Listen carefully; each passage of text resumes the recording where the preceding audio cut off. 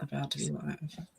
Hello, everybody. Welcome back to A Slightly Twisted Female. I'm your host, Brittany RouXX. I am so excited to have Gabrielle Clark and Christina Goeke here with me today to discuss hashtag Mother is Female. On November 3rd, we will be gathering outside of the headquarters of the American College of Obstetrician Gynecologists to demand that ACOG and maternity, the U.S. maternity system, divest itself from gender ideology, or else we divest ourselves from ACOG. For those who don't know, ACOG is a nonprofit organization that basically creates all of the sort of standards of care and care protocols to be followed by U.S. practicing obstetricians and gynecologists. An obstetrician and gynecologist obstetricians deal with the health of pregnant women and their babies. They have two patients. It's the pregnant woman and the fetus.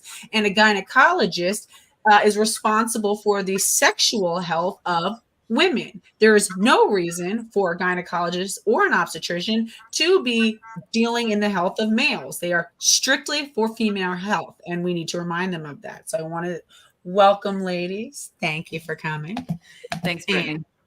Thank you for having me. Of course. All right. It is crazy to me that like these are women's health organizations, and they're just like, oh, now we're gonna cater to men too, and like completely disregarding the health of these babies. Like, it's ridiculous. What kills me is that we have enough problems with our obstetrics as it is. The mortality of babies, especially in the Black community, right? Those are real issues. Thank you. And we're gonna prioritize trans identifying people to take away resources and energy from women who are actually women, who are actually getting pregnant, who have actual medical problems that they did not cause themselves. Yes, I know. And my issue with it especially is for a lot of young girls, like teen girls, like when I was 13 and I like first got my period, I remember I went to my OBGYN, and I really depended on her for a lot of sexual health information, right? And we know that fundamentally trans ideology and gender ideology is incongruous with proper sexual education, teaching women about their bodies, newly menstruating girls about their bodies. And when you bring in stuff like the genderbread and, that sex is a spectrum and all this other insane stuff, and that, females can become males. And then we wonder why we have so many young ROGD, rapid onset gender dysphoric, teenage girls who are winding up pregnant because they thought, oh, well, I was a trans identified male. I got on testosterone. What do you mean I can get pregnant? They're so affirmed. I literally think it makes them delusional. No, they are. Definitely. Well, they're delusional. Yeah, they're delusional. I mean, rapid onset gender dysphoria is there is no other definition of that than delusion. Right. Like these girls, I primarily work with parents whose children are captured by this gender cult, and that they all of them. I have not had one single parent say, yes, I do believe my child had gender dysphoria or has gender dysphoria. Right. It's all delusion. Yeah, Gabs, talk about that just really briefly. Why don't you plug what you're doing, your organization, and how you're reaching out to families? So my daughter was socially transitioned to believing that she was a boy. And I knew that was absolutely not true. She was never suffering from any kind of body dysmorphia prior to the lockdowns, when all of our children were experiencing, anxiety and depression over their, constant use of the internet, their constant isolation, all of those things. So when my daughter was starting to go into this transition idea, I got, concerned. And once it reached of, the self-harm and that sort of thing, that was when I devised a plan to help my daughter successfully desist. And that plan is called Affirming Reality. And right now, I coach people on how to parent their children into desistance the same way that I did with my daughter, using the steps and the phases and steps of the program of Affirming Reality. And we're having some great success. How can people get in touch with you, Gabs? People who are listening who are like, I don't know where to begin. I have people to my left and my right telling me to affirm. You know, how can they get in touch with you? Well, my assistant, she reminded me. Hi, kitchen. When I go away, when I come back, this is it. This is what I get right here. I got mine back here. Yes. Tammy's passed out on the ground. She doesn't leave my We side. are cat ladies. That is one true trope. Yes. All TERFs are cat ladies. I'm convinced of this. Yeah. I won't deny that cliche is a reality. Yeah. But you can find me, and any parent who is experiencing this with their children, even in the earlier stages of just identifying as anything other than their natal sex, they can get help at affirmingreality.com. And you can also find us on Twitter at affirmreal. Awesome. Thank you so much. All right. So we're going to jump in. It's actually funny. I'm sure a lot of my channel knows Karen Davis. Karen Davis, if you don't follow her, you need to. She actually just did a live stream either last night or this morning on the clip that I wanted to talk about. So we are going to jump in from Karen Davis's intro on this horrific thing. Add her voice, and let's see. Here we go. Here we go. Oh, I'm sorry. You know what? Hold on. Sorry, I guys. wish she would come out to DC. That would be awesome. Yeah, Karen Davis, if you're listening, we know you are. We want you to come. You can't hide from us forever. We want you. All right, hold on. Sorry. Share screen. And then let's see. Here we go. You don't need a gyno, bro. Her like things are always funny. He needs a dentist, y'all. Yeah. Yeah, he does. No, that's what we were talking about. It's like, but let's first things first, like fix your teeth, you know. Let's start at ground zero. Yeah. No, he went straight in and got Is a hole his dick removed. Here we go. is a hole in a man's perineum a vagina? I hear you saying no. What if that perineum hole is lined with penis, colon, or peritoneum? No? You sure about that? Okay. What if the man says it's a vagina? Does it become one because he says it is? No. Of course it doesn't. But this guy over here thinks that it does, and he wants you, me, everyone in the world, and gynecologists to believe that his perineum hole that is lined with some part of his male body is in fact a vagina. Amazing, right? Welcome back to You're Kidding, right? Happy Monday, happy aranciata in Crystal. And thank you to Men Posting F's, also known as Truny Tunes. We are going to get right into this. We're going to listen to the audio. Here we go.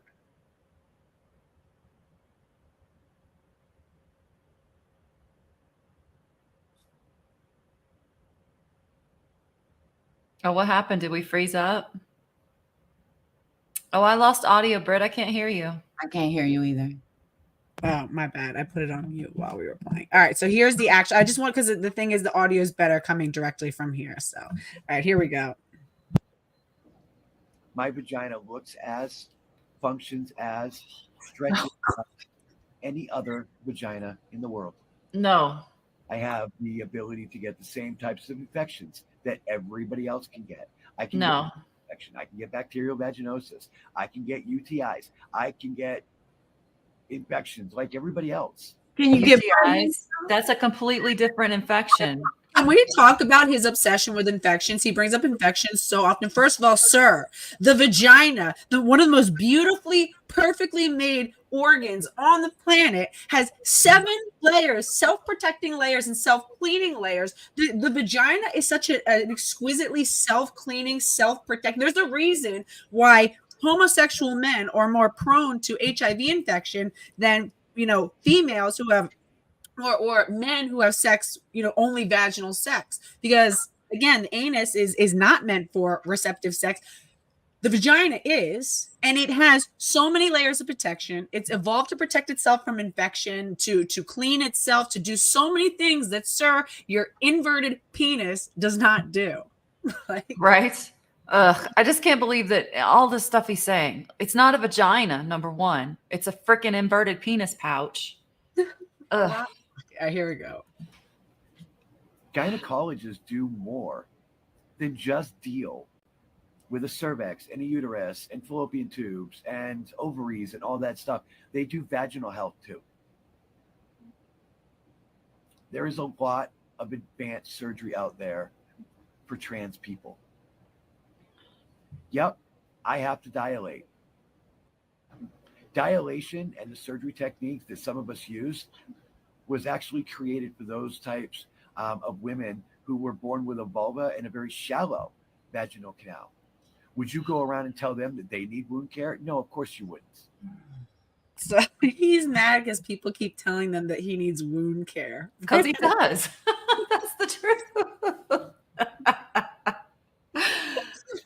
At least someone's been telling him the truth. Like, Gabs is like, I can't. They're weird, man. They're weird. They're making everything weird. They are. I'm sick of it. I'm done. Well, and I always say the issue with trans, right? Like, your identity requires other people to participate. It's not like you're just weird and you're weird over there. Yeah. It requires group interaction. Not just group, freaking organizations, our government, like everything in our lives now is being upended for these confused people. And like when I was at the college talking to these students, they were like, they're marginalized. I'm like, how are these people marginalized? Everywhere you go, there is a trans flag. Every organization is flying the trans flag and is doing trans commercials, and they looked at me and they kind of like, you could tell they couldn't argue with me. They were like, oh shit, she's right. Yeah, think about these people.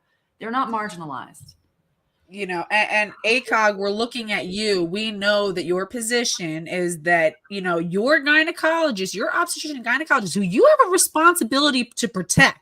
Okay. And we have many more women entering the field. It used to be a male dominated field. I already think that the obstetrical field is already so poisoned from the beginning.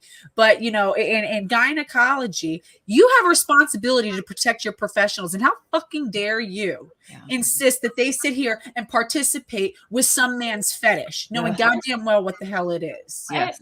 But the other thing about it that makes it a fetish is that it doesn't do anything. Right. So it literally, quite literally, is just a fuckhole.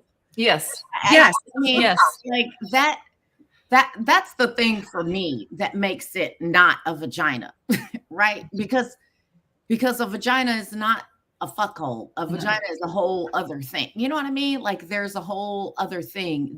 it produces things. Right. So it's the cradle of life. And that whole man pocket, that rock pocket thing, that's just a fuckhole. You know what I'm saying? No, you're absolutely right. It is right there. It's the most quintessential underscoring of how this is a fetish. This is just about something for men to fuck into. It's just to stick their dicks into, right? Whereas our vaginas, I mean, it's literally the road to which we, carry children into the world. You know what I mean? It's the sort of, there's so many greater things. And I think I read a really funny meme that was like, your inverted penis is nothing but an arrow pointing to why you're not a woman. Because it's like just pointing nowhere, it's just an inverted pocket pointing nowhere. All right, here we go. But because I'm trans, there's more. Oh, okay. God. Okay. I know. He's got more to say. Trust and believe. They always got more to say. Don't need wound care. I need vaginal health. Because I he said, I don't need wound care. I need vaginal health. All right, let's hear. Produce discharge. I have the potential for cancer in the lining of my vagina like everybody else. So you may not like the fact that I have to go see a gynecologist, but that is life. That is the way it is. But if you put me next to any other woman, you wouldn't tell the difference. See, now, no, no Sir? fucking way. These dudes are so delusional. Sir, knock it off now. He say, you cannot tell the difference. Like, get the fuck out of here. Right. I can tell the difference without even having to look at the screen already. Like, just listening to you. And then he's talking about discharge. Sir, your green sort of, bacterial-laden pus is not the same as vaginal discharge. Vaginal discharge, which is a healthy secretion, is something that our body does. You can read your own discharge to tell where you are in your cycle. You can tell, your fertility window. You can read your discharge. I mean, it's not gross. What's gross is whatever pus you got excreted. That's not normal, sir. I would go get that checked out. That is not a vaginal discharge. It serves no purpose. There we go. So stop acting as though you guys know what the hell you're talking about, because you don't. You worry about your vaginal health, and I'll worry about mine. You worry about which doctor you need to see, and I'll worry about which doctor I need to see. My body, my choice. Right? Isn't that what we're supposed to stand up for? One thing that Karen said that is they always are about choice when it's their choice. Yeah. Not when it's someone's choice to not participate in your fetish. Then you don't have a choice. This is true. This is true. Like the whole pronoun thing and trying to force us to use pronouns and call men women, the indoctrination is real, y'all. When I was on that college campus, I mean, these young women are being taught to affirm at all costs that the most important thing that you can do is to affirm whatever somebody tells you. If they tell you they're a fucking cat, then you should affirm that. That's what I got from that. And I was like, wow, this is really sad. They're not critically thinking at all. And that's a college campus. You're supposed to teach critical thinking. It's insane to me. Well, and Gabs, like your whole thing is, affirming reality. Don't you believe that the purpose of a parent is to sometimes say no, and it's to, guide and create boundaries and not just follow your kid off the cliff? Yes. That's exactly what it is. I mean, I've had parents who are still somewhat captured, and they say, but we don't want to distance our children, or we don't want to make them feel uncomfortable. And I just say to them, you have a teenager that you think you should never make uncomfortable. So they don't ever have to do any chores. They don't ever have to. I mean, you think you were going to say yes to every single thing. What if they came in and said they wanted to be a heroin addict? Right. You'd be okay with that? I mean, like, there's all kinds of stuff that we say no to our children about, and mutilating their bodies, or even living in the delusion. See, because I think that a lot of people go so far as to say, well, we don't want them to mutilate themselves, but they're somewhat okay with them living in the delusion. And I really think that is, that's just as detrimental for their mind, for their healthy upbringing. I think that living in a delusion of any kind would be equally as bad. So yeah, living in reality is certainly, I mean, because honestly, there is some level of encouragement that you have to give to yourselves, like, fake it until you make it type thing, right, in order to be successful in life. But you're never gonna make it to be female if you're a man. Right. Yeah, right. Like, what the fuck? Like that's never going to happen. Well, it's even this kind of thing. Like, I remember when I was in the midwifery world, we did a lot with like holistic parenting and like nonviolent communication and like, never yelling at your kids or like raising your voice or whatever. But it's like, and I kind of like objected to some of it. And I'm like, well, no, because there are healthy and appropriate times when you yell at your kid. Like when my kid was running out into the street to go follow a ball, I had to grab her arm, yell at her, scream, and it like she shocked her so much she started crying. And I'm glad that she did, because I want that to be such an impactful moment that anytime she goes near that street, that memory hits her again. That body memory hits her of getting yanked back. Because I would much rather her get upset because her mother yanked her back to safety than she woke, getting smashed by a car. Exactly. Yeah. That's a good point, Britt. My dad was the same way. Like he was very much like, I mean, I grew up in a family that did spank. And those were the kind of things that would get you a tap on the butt, is like when you were putting yourself in danger. Right. It's like, and sometimes you got to get the message through to your kid that, if you keep going down this path, you could get hurt. You're going to die. Like, I mean, and they're telling these kids to just go ahead and do these crazy things, take these hormones. Like, we know this is harmful. How could you not know this is harmful? Like, it's all so insane. But to just affirm everything. Yes, I must just let you do this. Like, would you affirm an anorexic? My oldest child went through a phase where when my parents were really sick and dying, essentially, she got anorexic from the stress. And that was really hard to deal with. And I had to essentially tell her no. I had to be tough with her. And then my middle child, when she was a teenager, went through this whole thing. And at one point told me she was going to kill herself. And I told her in no uncertain terms, was she going to hold me hostage, was the threat of suicide. Like, sometimes you have to stand up to your kids. Right. And it worked. You know what I mean? Like, she stopped playing that bullshit with me. I'm not saying that everybody should do that. I knew my kid, you know what I mean? But like, you have to stand up to your kids in times and tell them no. You can't just be like, yes, honey, do whatever you want all the time. That's why you get these spoiled ass, awful people, these bad adults that we're seeing everywhere. They had parents that let them do whatever they wanted. Yeah. It's actually really, it's really scary for kids to have adults that tell them yes to everything, because the kid starts to realize, wait a minute, this adult is not competent, is not putting down boundaries, and is following my lead. And the kid knows that they don't know enough about the world. Somewhere deep down, they know that they don't know enough about the world, or what's dangerous or what's not. And they're like, if my parent is never saying no, maybe I can't trust that they really know anything. And that's a scary realization that, wait, am I in charge here? Am I the one calling the shots? I didn't actually want that. Of course, I'm going to push for that because that's part of growing up, but there's something very, very comforting to children to have parents who have very firm, but permissive, like firm boundaries that are appropriate, that give enough appropriate width, and that are increasingly, as it becomes appropriate to do so, widening, but at that parent's discretion and knowing what's best. And when you build that rapport with your kids, where they know that anything that you're doing is not for their own self-serving, just to sort of come down on you, but it's because they've lived through this world. They want the best for you, and they're going to, give you increasing levels of independence as you've earned it, and as you've shown that you're capable and willing, and can apply the sort of value system that they've instilled in you to navigate that space properly. Well, right.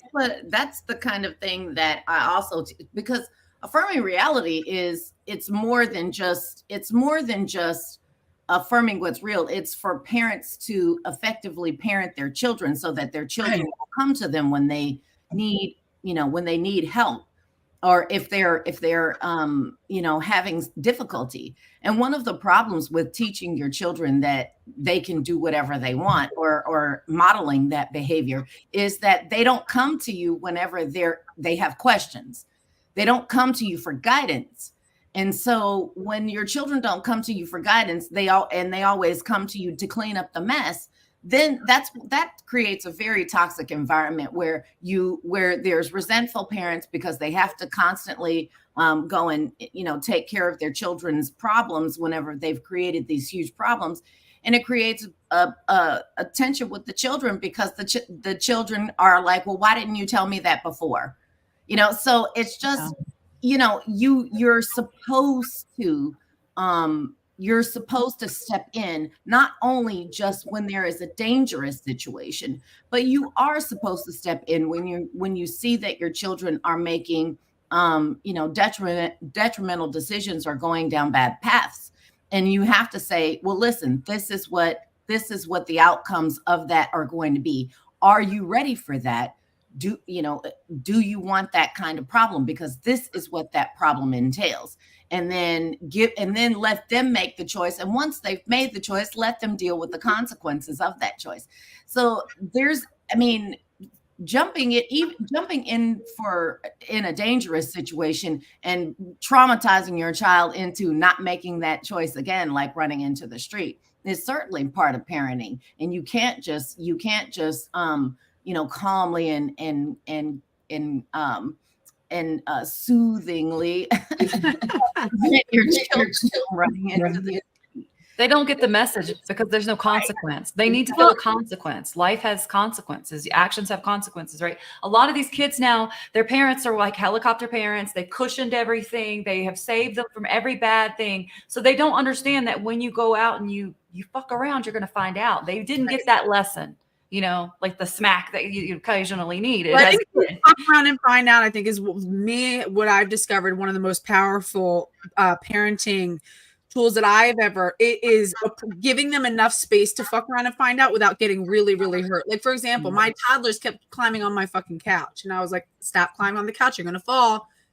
Kept climbing on the couch. And finally I was like, you know what? And I kept stopping them from falling. Finally I said, go ahead, climb on the couch. Like, oh, we're climbing on the couch. I'm like, go ahead. No, go ahead and climb on the couch. I'm not saying anything. They fell and got hurt and started crying. And I comfort them, but I'm like, I got to tell you, I don't really care, because you needed that lesson. And guess who stopped climbing on the couch? Yeah, exactly. Like, sometimes it's okay. Let your kid get a little bit burnt. Let your kid find out. Like Christina, you're saying, if we're constantly cushioning them, there's and that's where it comes to the balance between letting it be a free for all, where you have no boundaries, or where you have so many boundaries that the kid can't even move. Yeah.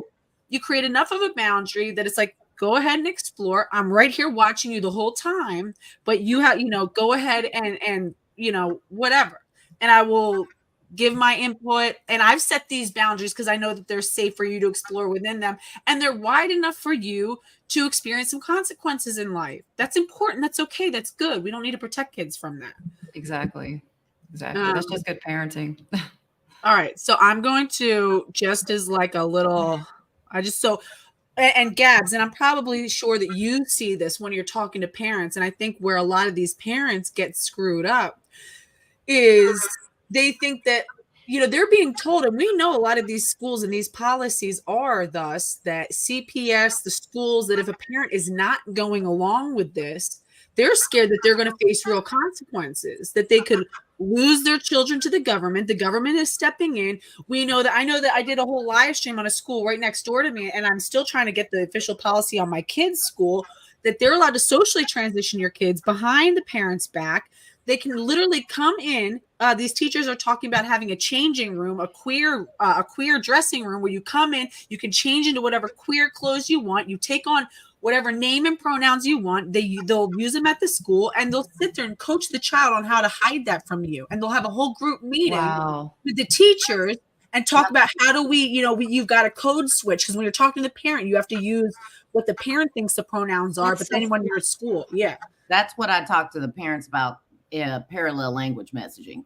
Yeah. There are certain their draws off. Yeah, and screwing their draws off. That's right. I did have to refer a parent to a lawyer because the school allowed their daughter to sleep in the at a sleepaway situation with the boys in the boys' room. This is a teenager. And they learned about it after the fact. And I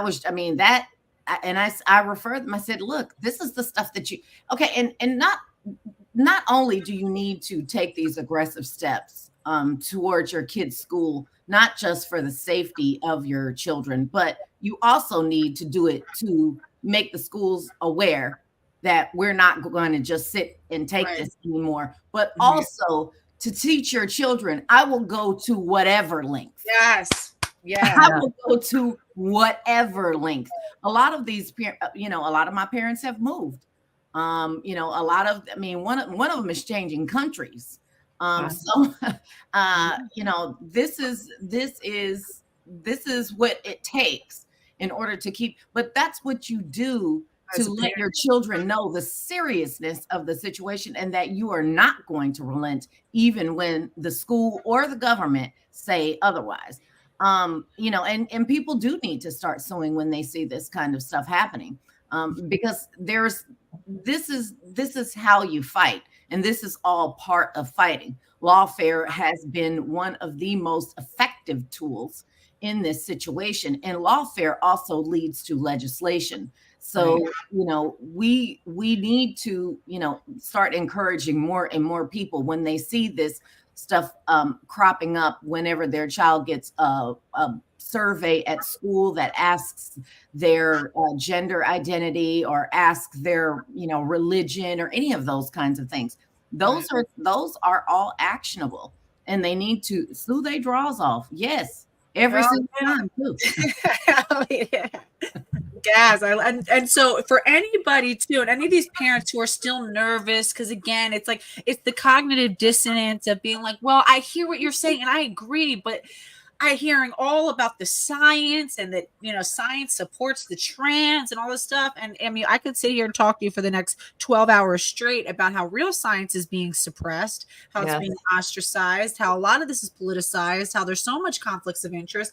But I don't need to do that because I can sit here and show you Mama Dr. Jones. And let's talk about Mama Dr. Jones, a captured OBGYN who has really bought into and is promoting and peddling transgender science, pseudoscience. And it's important to realize that these are the so-called experts, that when they're saying, oh, the experts agree with us, these are the experts that they're talking about.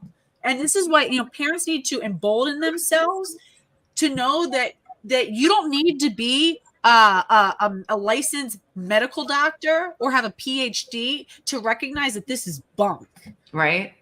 I mean, God, I hate it when they start saying science this and science that, because I'm like, yeah, you're talking about all these ideologically captured organizations. That's not real science, you know? Yeah. I mean, and it's common sense. You know, I don't have to be a botanist to know that I don't want to stick my snoot in deadly nightshade. Yeah. You know, I don't need that. I don't need to know that. You know, it's just common sense. I don't need to be a veterinarian to know not to pick up a rattlesnake. Yeah. You know, I don't need that. I don't need to be a scientist to know the chemical compound of rattlesnake venom to know that it is bad for you. And yeah, I don't need to be a vet to know what a dog is. Right. I know what a man is.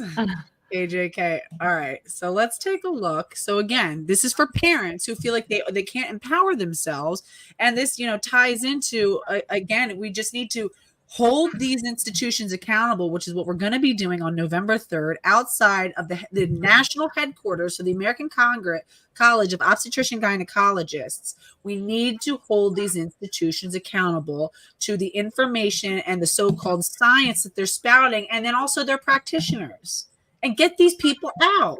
My gender identity is different than the identity that I was expected to have based on the way that I looked at birth. About a year ago, I made my first merch shirt, and it was based completely unrelated to anything we are discussing today. However, after I started selling the shirt for a while, and after my YouTube started to grow, people started asking me if it was anti-trans, and I had no idea why they would ask me that. This is the shirt, for those who don't know. You don't get to be offended by science. It's really based on the idea that if a scientific study comes out and it prompts you to need to change what you're doing or how you're thinking, it shouldn't be personally offensive. Can I just say, so again, we were talking about how they always tell on themselves. So she literally comes out with merch that says you don't get to be offended by science, and all these pro-trans people, that anti-trans, it's like, because you know that, you know, if you knew that the science was on your side, that wouldn't be offensive to you. Like, yeah, exactly, you know. But now they're making it look like science is on their side, which is like, it's so evil, y'all. What they're the lying and the obfuscation of the science, like, it's just. I study biology, so I take this personally. The experts and everybody, you need to stop assuming that experts can parent your children better than you can, that can, make decisions better than you can. You take information that certain people, that they give and that they consider the source, but we need to start reclaiming the power in our lives to be in charge of our lives and stop being so helpless. Like, show me what to do. Like, no, like fucking like, sometimes you gotta level up and say, no, I know what this person is saying. I understand that this person is an MD or whatever sort of qualifications, but you know what? I know that the sky is blue and you're not going to tell me otherwise. Yes, exactly. We talk about that too. Because seriously, there are so many. One of the things that I have found, and this does speak to this, right? So she told on herself with that, but I think that a lot of experts do. This is one of the arguments that I've been getting into with therapists, because therapists have been saying for years, even therapists who are not affirming are saying that when a child is experiencing this, that they need to go to therapy. And my interpretation of that has been really criticized, because in my view, if you send your child to a therapist when they are trending, right? When you know that they're not experiencing any kind of body dysmorphia, this is just something that they're wanting to do because they're friends or because of TikTok or because it's cool. That is also encouraging the delusion. And even the therapist will unknowingly and unwittingly participate in the delusion, just like you were talking about with your daughter with the suicide thing. Excuse me. Because we have children who are, telling their parents that they have Tourette's, right? They have Tourette's, and this is a symptom of their rapid onset gender dysphoria. And so a parent will take their child to therapy for Tourette's. You don't need to be an expert to know that your kid does not have Tourette's. You don't need to be an expert to know that stuff. Those are things that, you don't need to be an expert to know that if your kid hadn't fallen off of anything and they haven't run into anything, that their leg probably isn't broken. Right. You know what I mean? Like, if they're walking, their leg probably isn't broken. So this idea of expertise, for every single thing has really gone to a ridiculous level. And I say that because, like I said, therapists who are not affirming are still causing a problem with this when they play into the delusion and allow the delusion to continue. Right. Yeah. Are either of you familiar with Pamela Yeager, the truthful therapist? Yes. Yeah. She's like brown hair. Yeah. So she's like one of the few therapists who does speak out against this stuff. She realizes it's bunk, and essentially she's kind of ostracized from her community because of it. Because she realizes it's a social contagion, and these kids are being pulled into a cult, and so she's somebody. If somebody's interested in that, that's who I would look up. The truthful therapist. Yeah, she's awesome. She has a lot of base takes. I've used. She's. I have one of my shorts features her. I protested with her against the American Academy of Pediatrics. I didn't even really get to meet her because we were so everything was so chaotic. But yeah, she's great. She's absolutely great.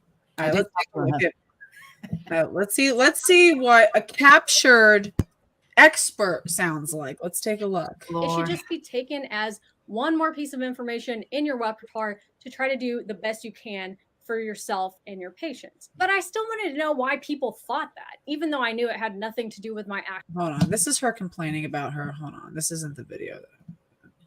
Let's see. Let's see. Actually, this one I think is the interesting one.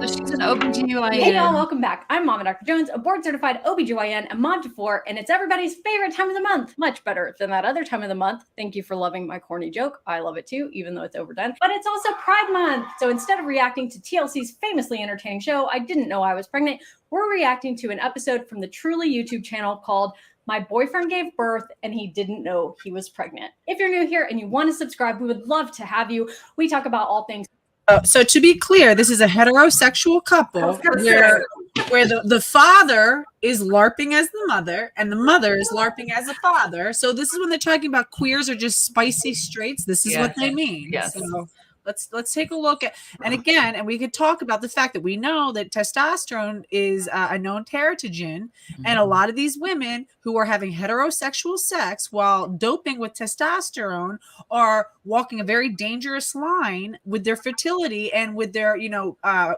babies if they were to get pregnant, and they're still doping with testosterone. We don't know what we do know the long-term effects of a lot of this stuff, but I mean on a wide scale. So let's take a look. Pregnancy, gynecology, birth. But if you don't want to learn about those things, don't subscribe, because you'll definitely leave with things to tell your friends. Let's jump into it. I thought I needed a poop, and I realized it was a baby. This is He didn't. She didn't know enough about his body to know that it was pregnant. That and if that does not tell you how out of touch these people are with their bodies, and that's where we need to begin. Get women back in touch with their bodies. Learn how to read your mucus. Learn how to. I'm dead, y'all. Having vaginal sex with a penis. And didn't think that she's the man. So, and again, and it's like, and I think that, like, even though I know that I think deep down they all know the truth, I think that when you're so affirmed by everyone around you, oh, hello, sir. Oh, yes, come in right in. Well, this is a man. Hello, mister. And when the whole world is playing into this sort of like mass gaslighting and affirmation of your delusion, I think that there's actually part of you that starts to like really believe it. I mean, we know that affirmations that you tell yourself every day start to get into your psyche and rewire it. That's a dereliction of duty on the prescriber's part as well. So totally.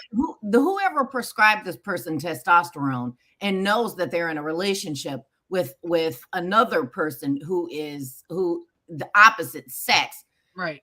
And even though they're taking estrogen or whatever, like the prescriber should have informed them, okay, so if you are still having vaginal sex with a male, front hole sex, Gabs, it's front hole sex. If you're doing this action, okay, if you're doing this action, okay, and you still have all your parts, then the potential for getting pregnant is still pretty high, right?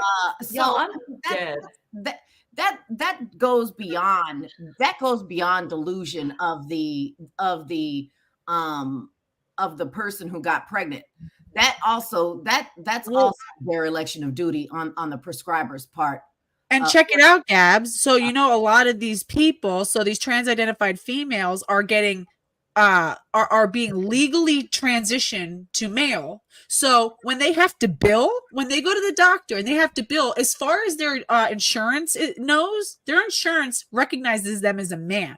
So their insurance is not going to pay for things like female gynecological care. They're not going to get paid to go. This is another reason why allowing people to legally change their sex and their sex marker is so insane, because it makes a whole nightmare for these coders when they have to go bill, or it's such like a shit show that sometimes they'll just not even do it, and they're not even going to go get the care because they know the sort of shit show it's going to turn into, and paying out of pocket and stuff. Well, and it puts the person at risk for cancers and things that they're not getting screened for. Right. I mean, it does more. It does way more than just some problem for a coder, a medical coder, a billing.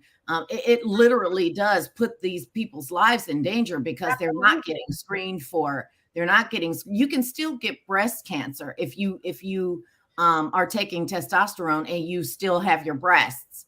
Even if you have had top surgery, the potential for getting breast cancer still exists. So because you can't, you got all kinds of stuff all up in here that they're not taking out. You know what I mean? So this whole thing is just, it's insanity. And this is why I say more legislation about what a woman is and giving that definition codified into law that, you know, there is a definition for a woman and whatever you want to, and also not making this a cosmetic thing and not allowing it to be, you know, a medical, I mean, not allowing it to be a psychological problem or a psychological issue.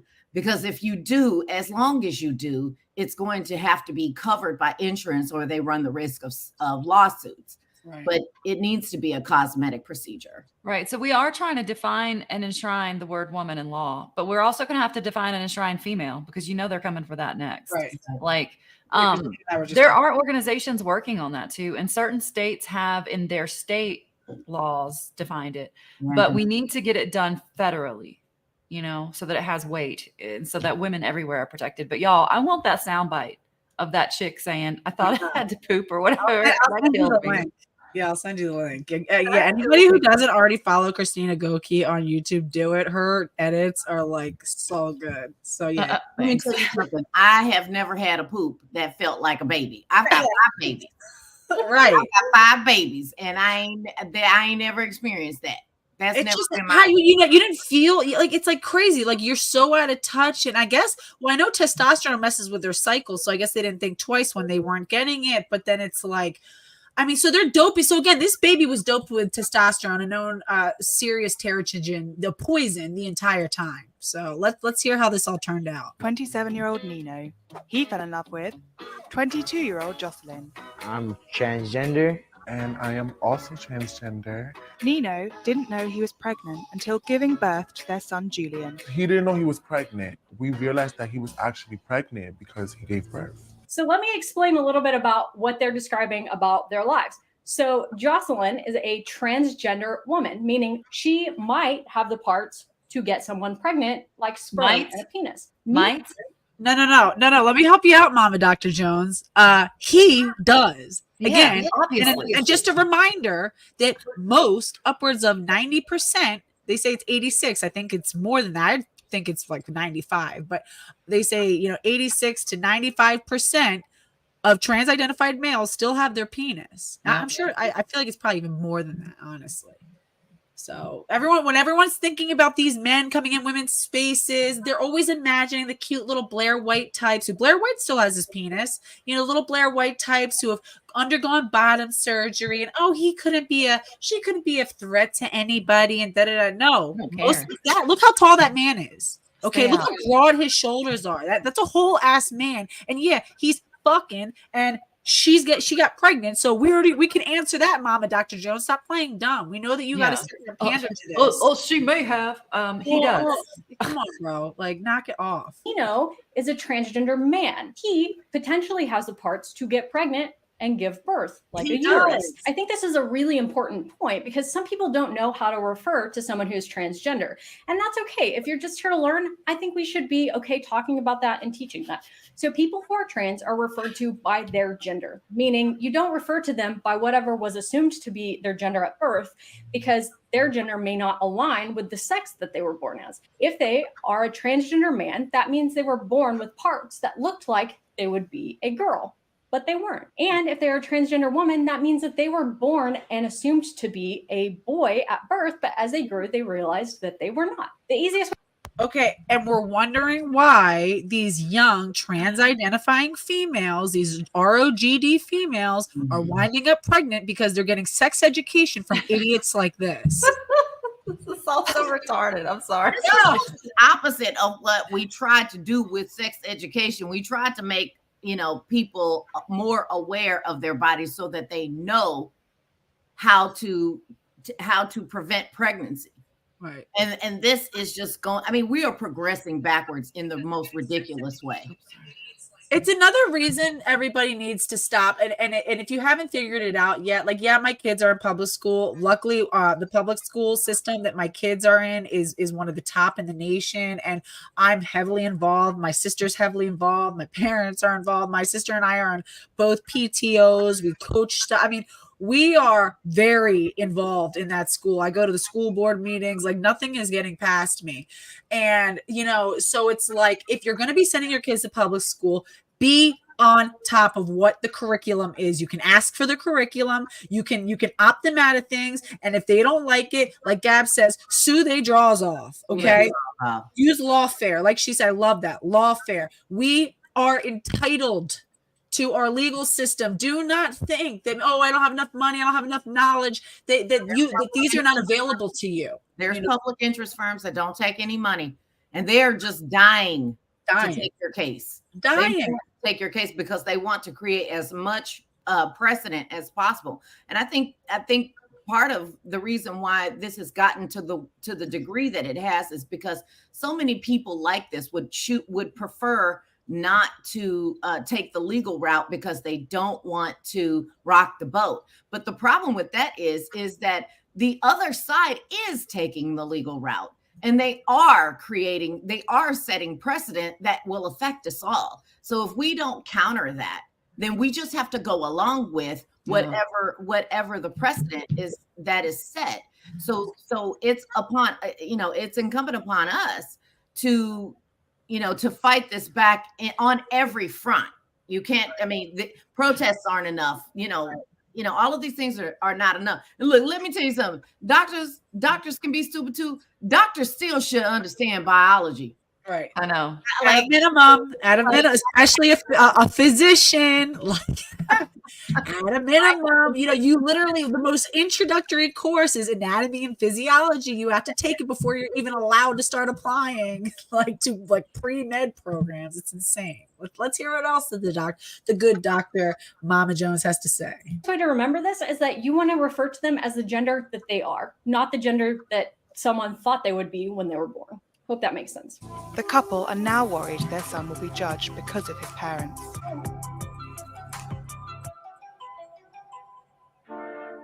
I realized I was trans when I was around 18. Before that, I was just, a lesbian in guys' clothes. I always knew I was different. I always told myself, your Adam's apple is going to come in. Your face is going to get a little more chiseled.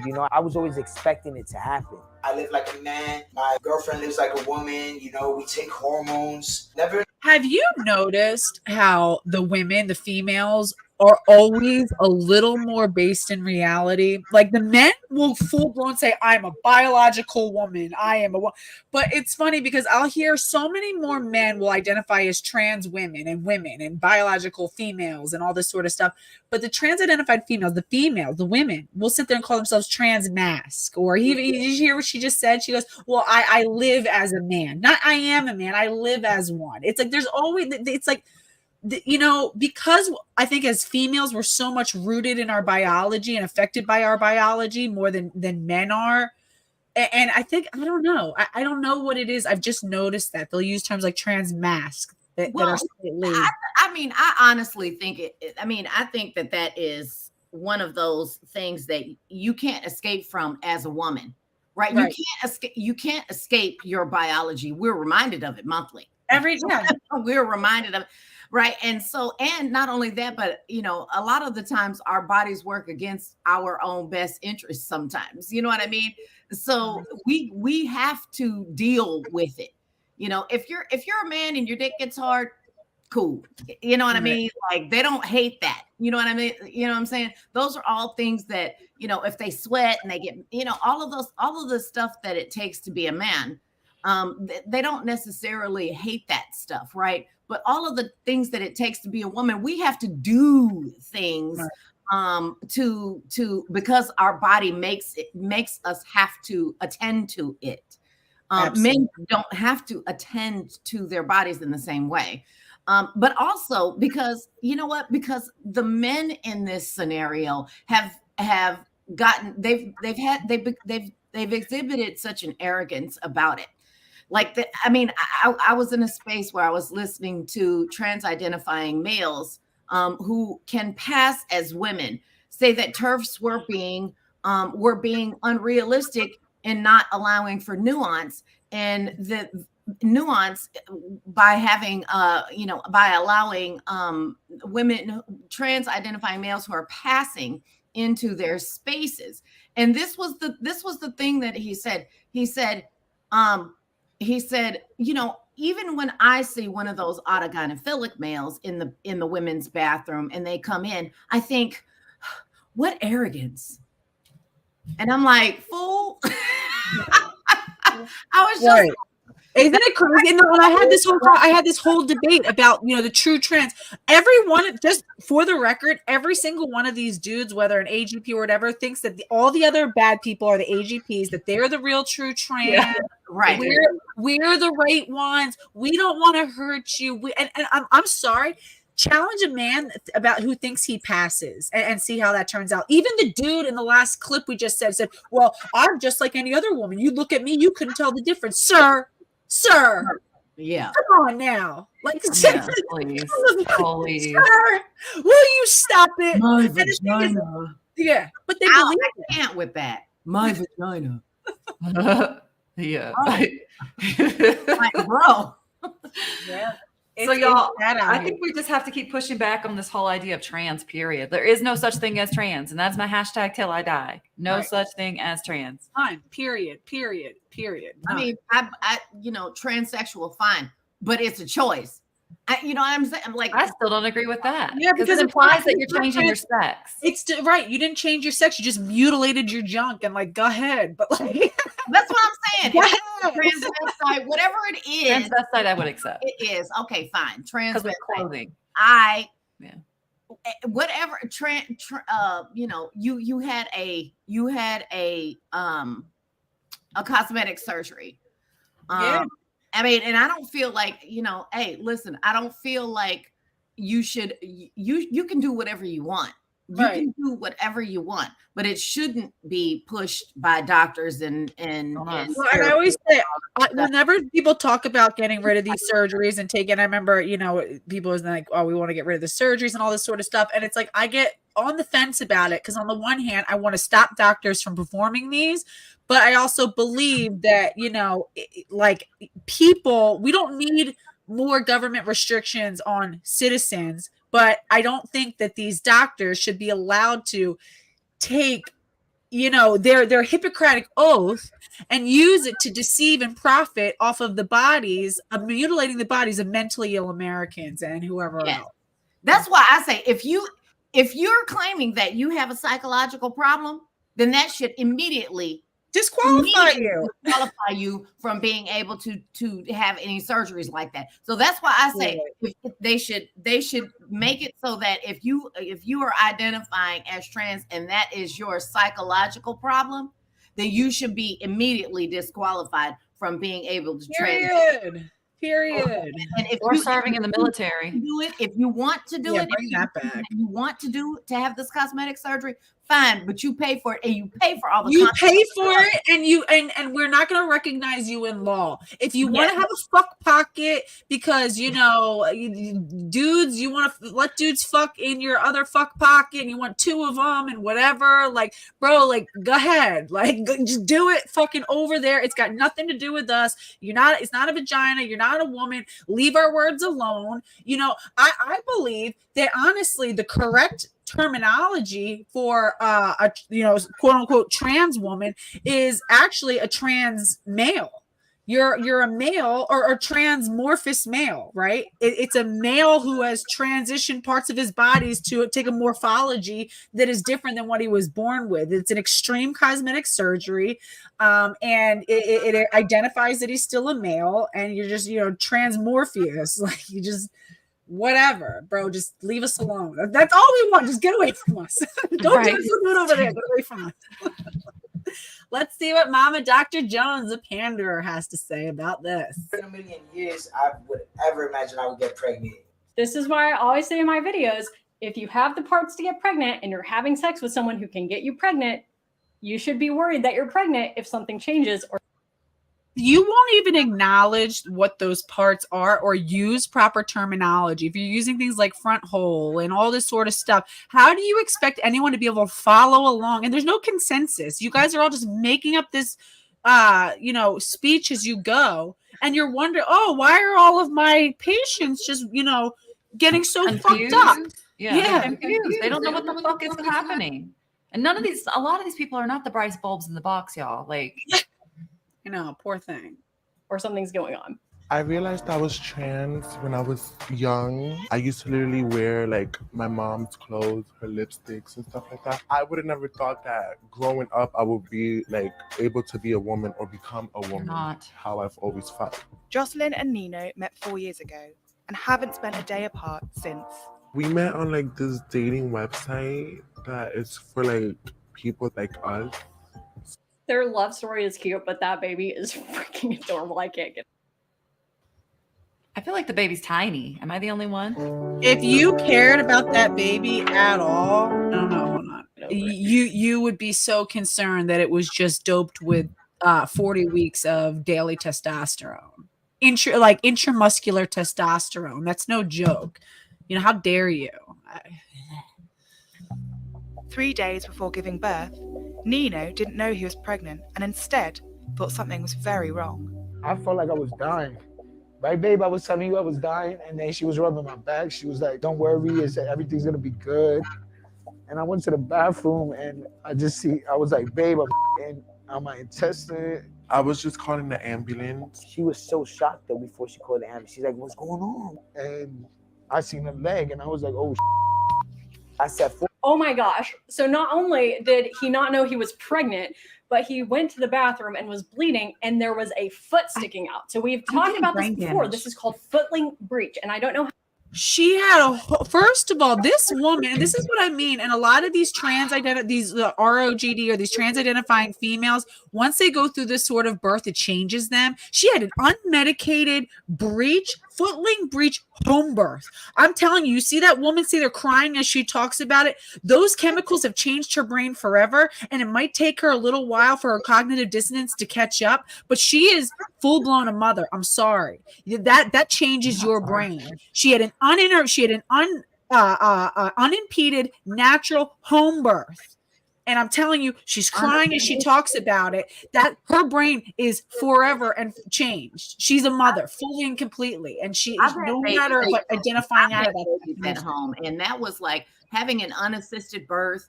You know, I mean, I've had babies at home, and having an unassisted birth has to be one of the scariest scenarios. And I mean, if you know anything at all about childbirth, which most women do, even if they're trans, seeing a foot come out had to have terrified her even more. Because that's the kind of thing that can end both mother and baby's life. Like, I mean, not really the mom, but yes, if they have an abruption and they can't get the baby out. I mean, you know what I'm saying? Like, there are things that can happen in childbirth that, you know, especially if it's unassisted, and having an abruption, if you're on all of those kinds of medicines and stuff like that, is possible.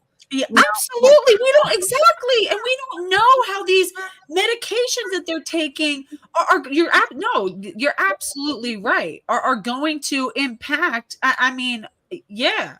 Britt, all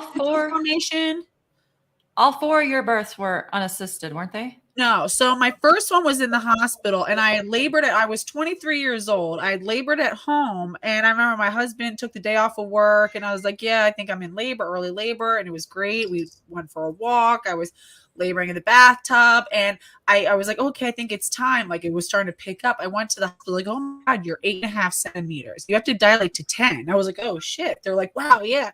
I stalled out for the next 5 hours, about 9 centimeters, to the point that they almost wanted to section me. And I remember I had one nurse who was like my guardian angel. She stayed past her shift, and she was like, I told them to stay the hell away from you and to just let you continue.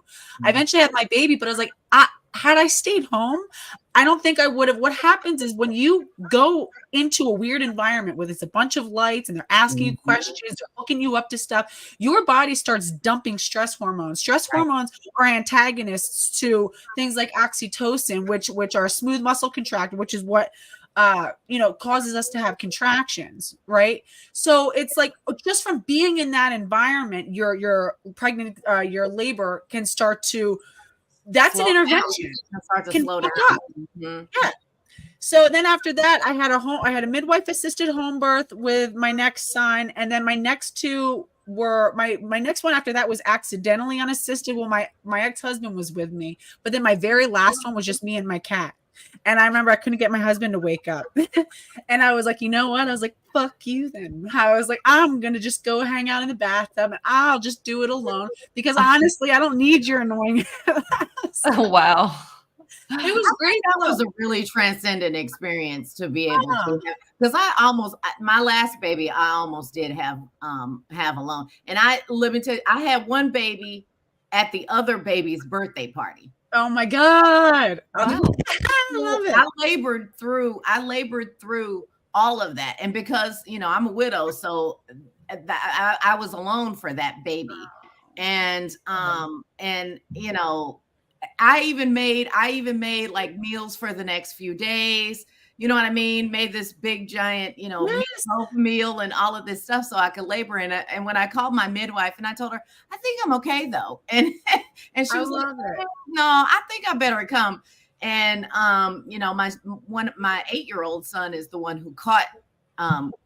Oh, so precious. That's so precious. And his sister caught him when he was born. So I mean, there's just there's so much. And what really is sad is because she missed out on the experience of motherhood, of pregnancy, right? And all there you can get so much from pregnancy, and she missed out on all of those things because because she was uneducated and her doctors didn't properly educate her on sexual health. Right. And this could have been a beautiful family. This really could have. I like seeing families together. I don't care if you guys are weirdos. I don't care if whatever sort of shit you got going on. I'm happy to see a family together and supporting each other. I'm happy to see that father with that mother proud of her. At the end of the day, that's still a father, and that he has this sense of I need to protect these two in my life, whether he thinks he's the mother or not. He's still handing the baby off to where the baby belongs, which is in the arms of the mother, while he stands beside them I got you. Embrace that. Embrace that. That's fucking powerful. I know that could have been, I mean, their weird little, whatever their stitch is, fine, but they missed out on a lot by not observing reality. I don't trust any of these men that pretend to be women. I just assume they're all perverts because they pretty much all are. I just know they're watching copious amounts of porn and they're not. And he's obviously an AGP if he's, but I'm saying it's at the end of the day, I'd rather him being protecting his family than in a basement somewhere, jerking off till his arm falls off. It's if he can at least whatever, he's now a father, whether we like it or not. And I'd rather him step into that role and try to rehabilitate whatever weird shit, that brought him to where he was.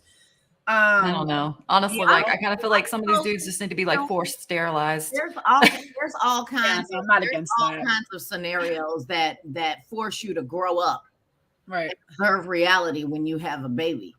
And I mean, there are people who quit drinking, get off drugs, all of that stuff because they become parents. And so, I don't think this is any different. I mean, that may be. I don't know. It's so deep. That makes them. Well, honey, let me tell you something. There are people who've gotten off of heroin to be parents, like Robert Downey Jr. I honestly think that this addiction, this porn addiction, is worse than anything. I really do. I think it's a strong addiction. It really is. No, and it has such a grip on our culture. I mean, yeah, look at our society right now. Literally, you can trace it all to porn. If we don't abolish porn, these problems are going to keep cropping up. Because I fucking agree. Because we're not sex. Again, unlike what these men think a vagina is not just a fuck pocket. Women are not just fuck pockets with a body attached. And that's what they really think. And they love that. They love that idea. It gets them off. I just want to be a fuck pocket for somebody. That's hot.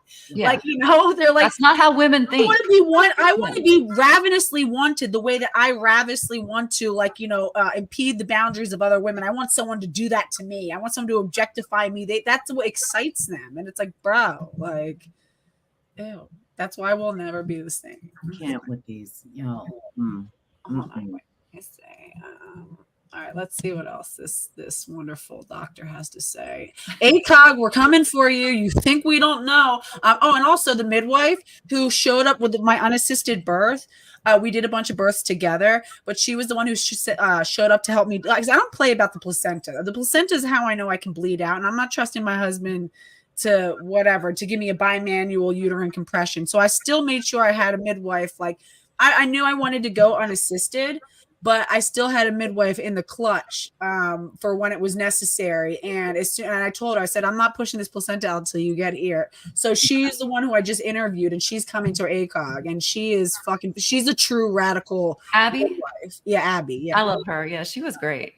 Oh, I love her. I love my midwives and my doulas, honey. They're like a part of your family. I mean, they're woven into your. Think about her even now. I still think about her even now. Yeah.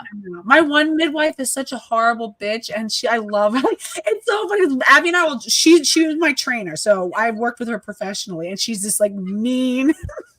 If she's listening, Kate, fucking, I love you. So just whatever. She's scary, but my fucking God, is she good at what she does? Like, everybody just shuts the hell up. And when she talks, you listen. And she's somebody, and she makes you, and the thing is, she's like that, like, almost like, she's that mom who might not be the warmest, cuddliest, affirming, but you know when you're with her, you're in good hands and you're fucking safe. Like, you know she's got you, you know? And it's like she's one of the, oh, God, I wish I could get her to come. All right, let's see what Mama Dr. Joe's has to say.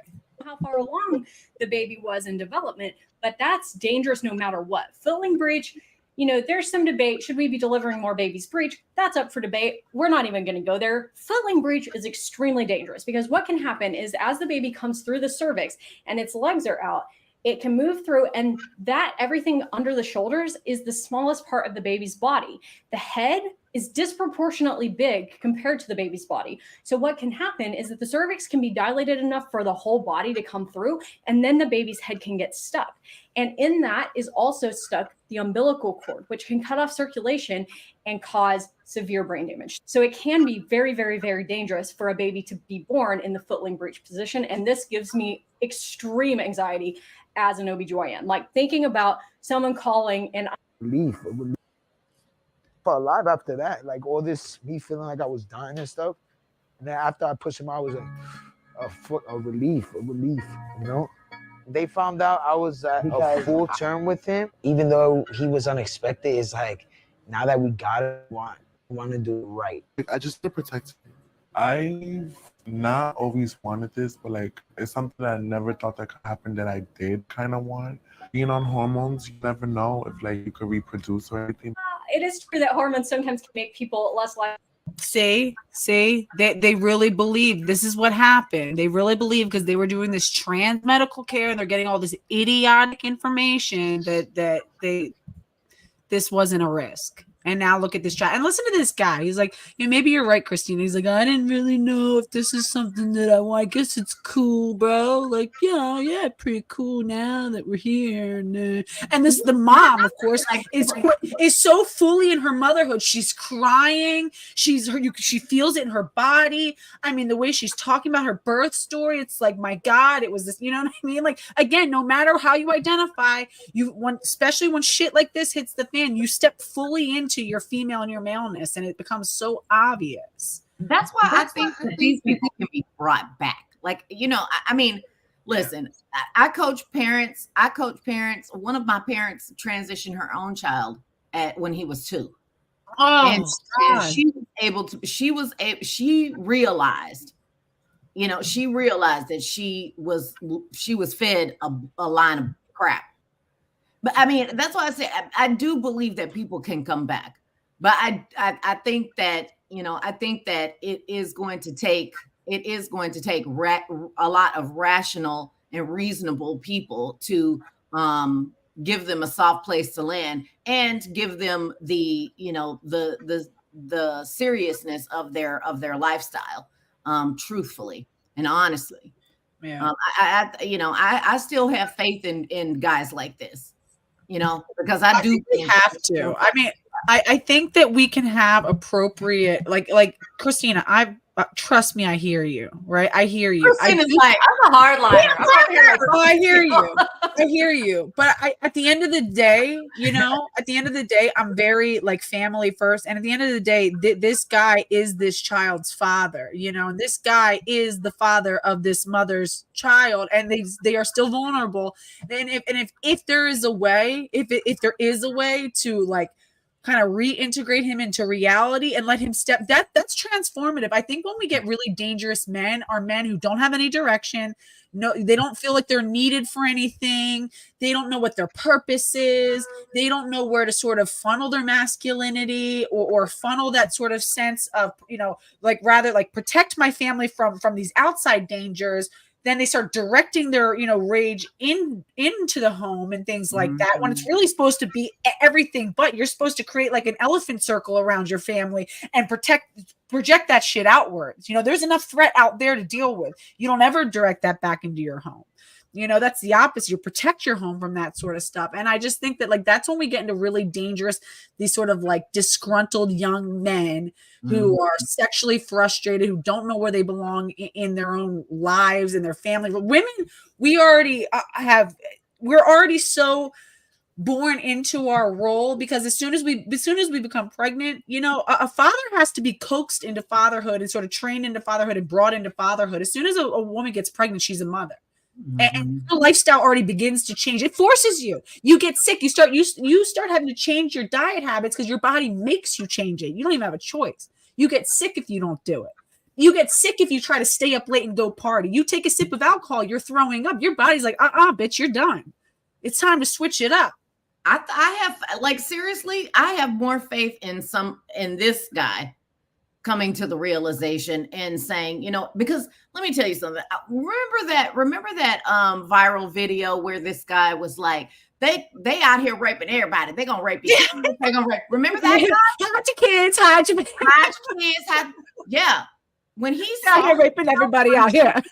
When he saw himself on TV, and he grew up a little bit, he saw himself on TV and he saw the way that people were looking at him, and he changed. He completely changed. Yeah. I don't know what you're talking about. What? No, it's really, you gotta, yeah. I mean, it's like early YouTube, viral days. This was one of those old. Hide your kids, hide your wife. They just raping everybody out here. Damn. This was one of those. It was like a news segment that, like, where you get these unintentionally funny people. They're like interviewing like local like residents, like area resident, whatever his name is, like. Yeah, his like, I guess the guy tried to enter their home. Like, come, you want to give us a little info about what happened? And he just goes off, and it's really funny. But he was what we would consider now trans-identifying, right? Like back then we weren't calling it that. Oh yeah, he was like a super like effeminate gay, all women's clothes, all and he like you could tell hyper stereotypical mannerisms. Yeah. Mm-hmm. And then Kevin Antoine Dodson. Yeah, that's yes. He changed. He completely changed. Did he just accept that he's a man, a gay man? I want to say that he was on drugs. No, he got into recovery. He was on drugs. He had like a lot of stuff going. I think he was like in prostitution or some sort of sex. Well, there's a lot of stuff, and he like totally had like a coming to God sort of thing, like just coming back to himself. There's hope I really do believe that there is hope for these people, even some of the violent ones. I just, we just need to have boundaries. They can and listen, it is the goal should be to have everybody in our society as productive and as integrated as possible. Right. And is capable, but we have boundaries in case for when that's just not ever going to happen. And we don't need to take their word for it. And we don't need to bank on that hope. We can hold space for it, but the space is going to be over there. It's not going to be here where we are. We're still going to, build these walls and boundaries around us. Yo, did you see that, Karen Davis did a piece on this, that school in Oregon where that young man is beating the shit out of girls. He's beat up like 9 girls, and the school is on, they're doing like a meeting, and the administrators are saying, essentially this woman is saying, well, we can't punish him, like push him out of the school because he might come back and shoot it up, essentially. Like she said it differently, but essentially that was her logic for not punishing this kid. So there's no boundaries. Like Well, our and, you know, society there right now is- is just no boundaries. Do whatever the fuck you want. We'll be afraid of you, and we'll, you know, that's one of the problems with society right now is like the boundary thing. Like people just aren't using common sense and good parenting. Even in, you know, as adults, we have to have boundaries. Right. You know what I mean? Well, also identifying what the threat actually is, because that's why, you know, the fact of the matter is men commit 98% of violence. It's not, you know, like that's a fact. I always say this, and for anybody who wants to challenge me on that, when you're walking down a dark street and you're thinking, oh God, I'm coming up to an alleyway, are you imagining a gang of girl or a gang of women and pushing strollers coming to fuck you up? Or are you imagining a group of dudes waiting for you to walk by? I don't care who you are, male, female, I don't care how old you are. You're imagining dudes. If you see a man, I don't care. I don't care what anyone thinks. If I'm walking alone and I see a man coming, I cross the street. I don't care what his race is. I don't care whatever. I'm not taking that chance. I don't care. I don't care. I've been followed by enough men on the street. I've been catcalled by enough men on the street. I've had men follow me. Another reason why we need female only spaces is I've had to dip into the bathroom more than a few times. Like, bro, get away from me. The answer is no. I don't want to take no. You know, so when we lie about who the true threat is, that's a problem. What you're talking about with Karen Davis's coverage, and I'm so glad she's covering it so in depth, of that middle school where the trans, you know, this middle schooler, little misogynist. I love to check his parents, who is beating up girls, and he's like planting people to record it on cue. They pulled this FBI report talking about how to risk management for school shooters. They're trying to apply it to him. And the thing is, they're talking about like trying to integrate kids who are being bullied. But again, he's the bully. Don't you understand? That risk management is about kids who he's attacking. He's the attacker. Yeah, we need to be able to identify who the actual problem is. It's consequences too. Actions have consequences, and they're teaching this young boy, you can do whatever the fuck you want, and there are no consequences. And that's the problem. They taught him that before, and that's why he's doing this. Exactly. So, I mean, like, you know, I'm not. He's a middle schooler, okay? So he's still, in my view, he's still a kid. So I'm not gonna, you know what I mean? But at the same time, it's just like they created an environment, just like with that 14-year-old kid who raped those two girls in the bathroom in Loudoun.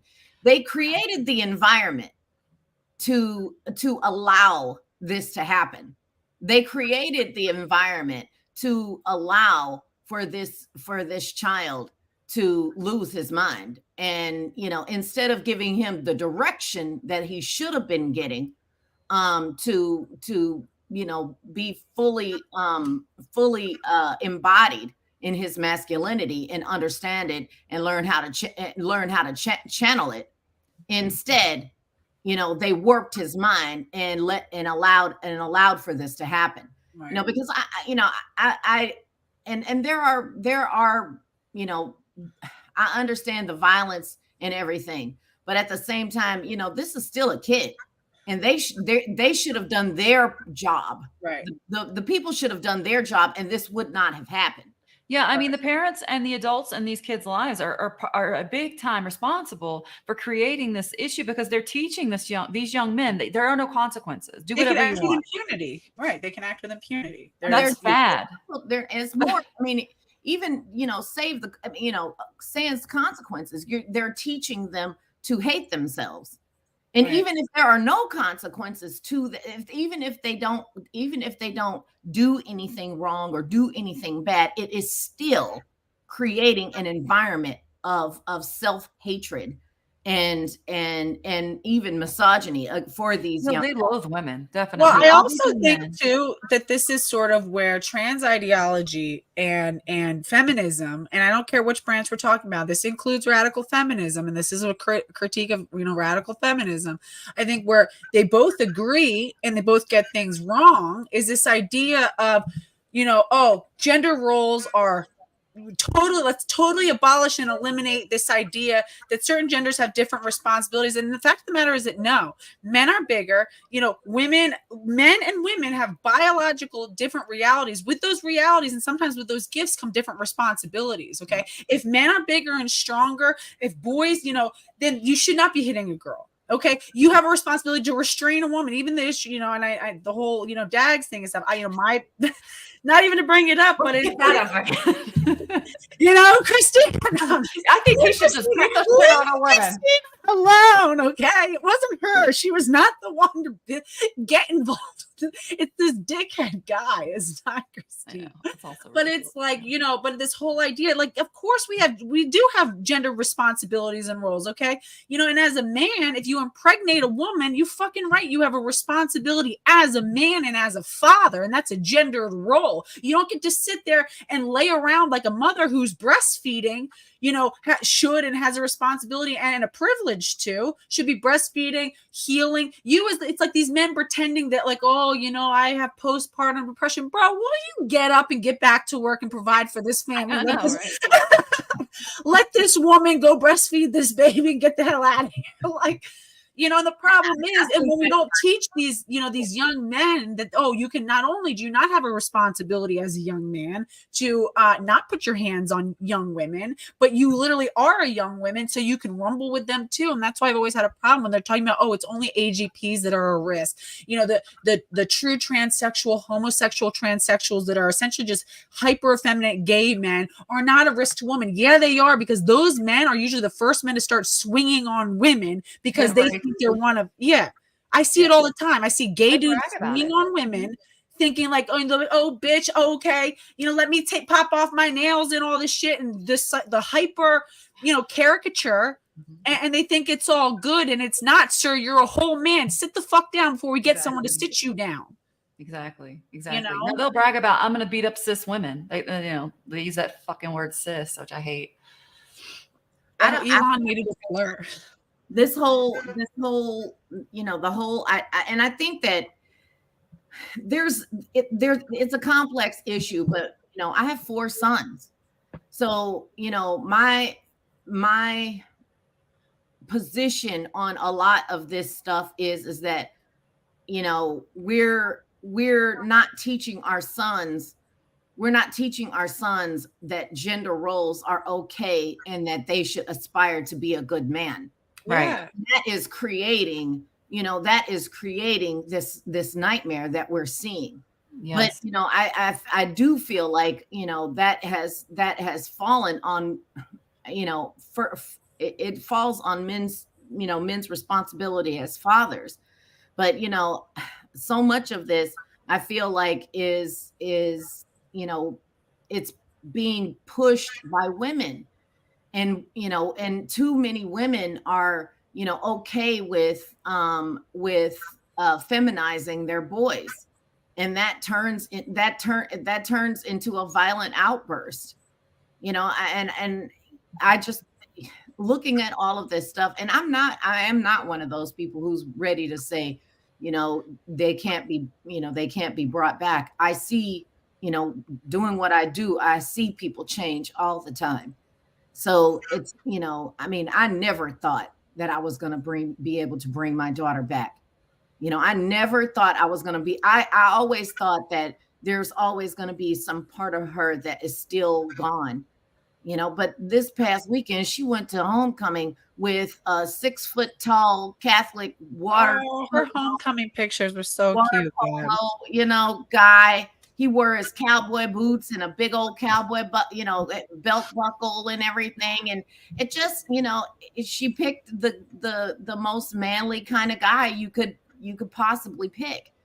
And she, you know, really stepped back into the hyper feminine woman that she had been as a girl growing up. And I think that is because, you know, I parented her into seeing what her potential is. And I think that is something that we lack as a society. And I think that is one of the things that has been propagated so much by women. And I wish that, you know, I wish that would change. The idea that all men are bad and that this toxic masculinity, which I do think is a thing, but when I think of toxic masculinity, I think of men like Andrew Tate. When I think of good masculinity, I think of men like Jordan Peterson, who talk about men developing themselves as a protector, as a provider, being good men to women. Whereas Andrew Tate's all about like subjugating and using women. You know what I mean? Like, yes. So when you are telling all men that you're bad just by virtue of being a man, how are we ever going to have any good men in the That's why world? they're trying to be women. And I think that, the reason why, and someone said this, and it's so true, the reason why I have a very weird relationship toward Andrew Tate, because I totally was on that board, and I've heard him say some really disgusting and insane things. And I thought that that's what the whole thing was. I've also heard him have a few, no, everyone's gonna get mad, some really base takes. Yeah. I'm like, I really base takes, but like pro woman takes. And I'm like, wait a minute, but you're talking about how you, but I don't think he lives them. He lives a totally misogynistic lifestyle, but it's like he understands certain things. And I'm like, why don't you live that though? He's not dumb. The reason why people turn to people like Jordan Peterson, who I think you're right, has like a healthy ideas of, masculinity, but also these more in your face people like Andrew Tate, because we've totally destroyed the blueprint for how to be a man in society, and thrown them out and said they're bad, they're teaching men to be bad and all this. I'm sorry, but my father is like probably the most quintessential, like, what if my sons ever develop to be like half the man that my father is, I'll have considered it a success. To this day, I mean, he's rocked he's still married to my mom, still treats her like a princess. She's a prissy little shit sometimes, but he rocks for her regardless, always stood up for her. And I remember one time I was like 16 and I had a smart ass mouth, and I said something, because she always stayed home and raised us. My dad was always worked out, and I said something, and she said no, I couldn't have money for something. Like, I'd asked my dad for money, and I'd ask my mom, and then I'd ask my dad, and my dad was like, well, what did mom say? I was like, well, she said no. But I was like, but I'm asking you. He's like, all right, well, the answer is no.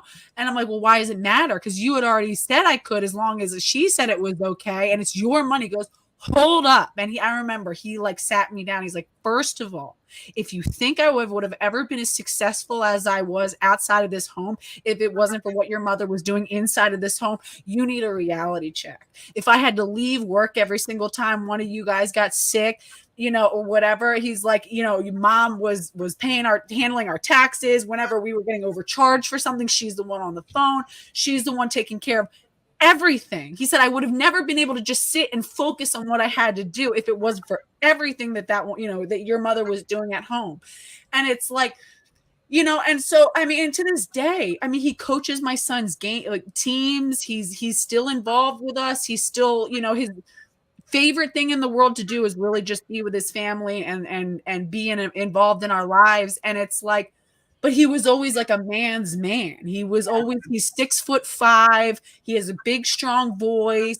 He started his own company in '94 and has the same business partner. And he really always talks about like the importance of longevity of relationships and respecting, other people for who they are and not what your ideal of them is. And that's how he's, been able to continue these relationships with people. And it's like, we need men.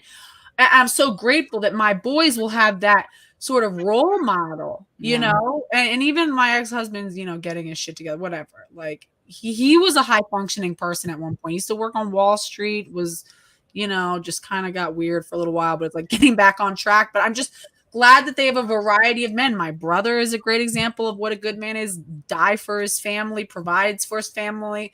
He said everything that I have and that I've created is for them, and it's like, when men don't have that, and when they think that, everything that's masculine is wrong and that they're inherently wrong, and then we sit there and we clown them for putting on wigs and calling themselves a woman. We've got to allow for some blueprints, some healthy blueprints that we can all agree that, listen, this is not a bad starting point, I have four, with my 4 sons, I'm a widow, and I don't have I didn't have a lot of extended family in Las Vegas when we had to move to Las Vegas for my youngest son, who was, he was having some real health problems living here in Texas. So when we moved to Las Vegas, there were not a lot of male role models, and my kids, they have suffered serious lifelong, issues because of it. But one thing I didn't do was try to feminize them to further burden them with this this internalized self-hatred. And my sons, you know, have had some problems with direction, but they all still understand what it means to be a man. You know, my son bought my house. You know, so they even now, I mean, and you know, my youngest son, I gave him Jordan Peterson's book yesterday, the 2 of his books, and I said, read these books from cover to cover. And Monsters and Men. I want my son to read that one or listen to it at least. Yeah. I'd say, well, it was the 12 things or whatever. You know, and Jordan Peterson's following me on Twitter, so I love that. Jordan Peterson a lot. You know what? I didn't really know all that much about him before I started all of this. You know, I didn't know that much about him before I started all of this. And I wasn't following him until he followed me on Twitter, but I didn't, you know what I mean? Like, I didn't know anything, but still it was just, it's just Gab has the Jordan Peterson follow. That is based. That is almost as based as Paris Hilton following me on Instagram. Man, oh, wow. For real? I love Paris. Feel free to be jealous to everybody in the chat. I stood up for her one time. That's why people were all clowning her one time, and I started just going at everybody. I was like, you guys don't know what you're talking about. I grew up in the era with Paris Hilton. She actually was a really good friend of Britney Spears, and you don't even know that. I saw her in court. I saw her in court because I happened to be at the courthouse when she got in trouble in Las Vegas. And I just happened to be there, and I did an interview on, you know, whatever the news that, you know, talking about it. Anyway, it was just, so with the boys, the whole Andrew Tate kind of man versus the Jordan Peterson kind of man, right? So like my dad was an Andrew Tate kind of man. Oh no. And my mom, I mean, and my grandfather, my mom's father was a Jordan Peterson kind of man.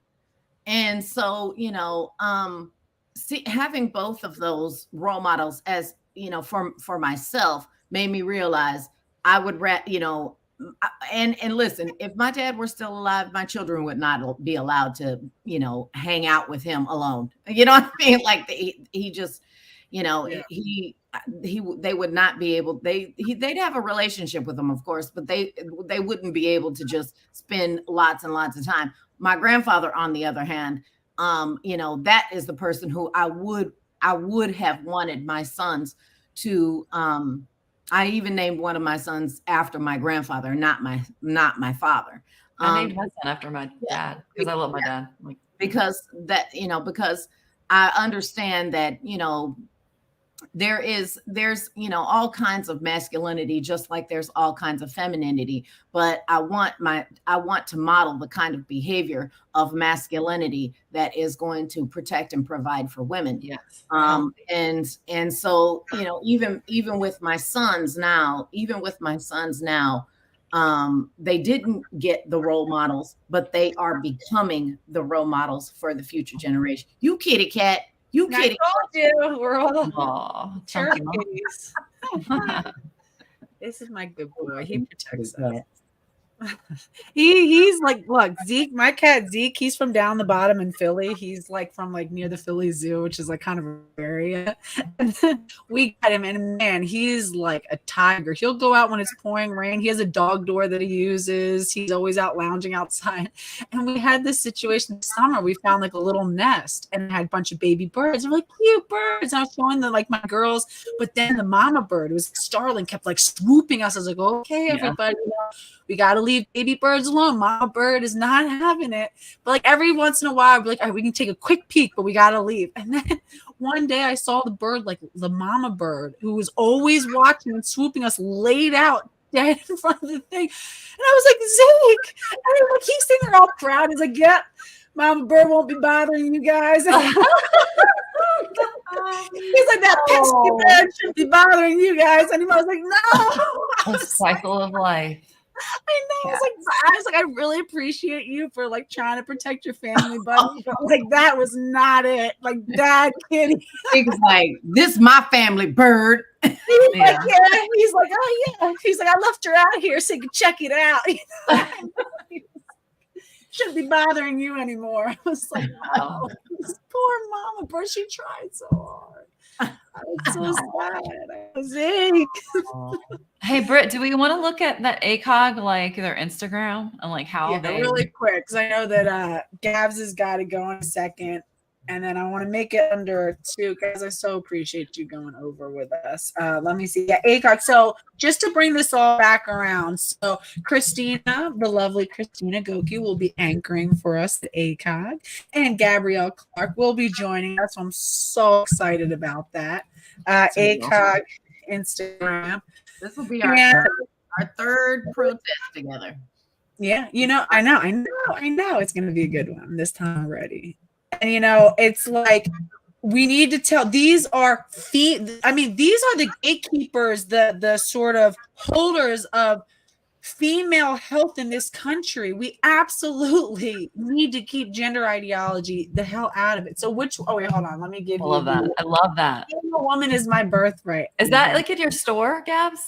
Yeah. Is it? Where's your store? Is it at Affirming Reality as well? Or is it separate? My daughter handles that. I need to sue they draws off hoodie. Like I know. I will buy. Let's see. It's on my Shopify. Let me see what it's called. I think it's called Gab's 5 Minds. I think that's what it is. All right, Christina. So do you remember which? So this is this last one right here about the RSV vaccination. This was the last one. See, people who are pregnant. Yeah. Okay. And yeah. Comments, women are like, "What the fuck do you mean?" Are not having it. God damn it! Hold on. Let me see. Get into it. Hold on. Let me air out. So I'm gonna take it off the screen and I'll log in really fast. Yeah, that's Did you tell everybody when the protest was? It's November 3rd, you guys, in Washington, D.C. It starts at 2:00, correct? 2 in the afternoon. Yeah. And yeah, so if you please, show up and let people know that it's not all right. Like women are human. We exist. We are not birthing people. We are not cervix havers. We are women. Yeah. And we have to gatekeep this, you guys. You have to understand because they're responsible for putting out the bulletins for standards of care and whatnot. Shit, you know what? I can't remember what my because I automatically log in.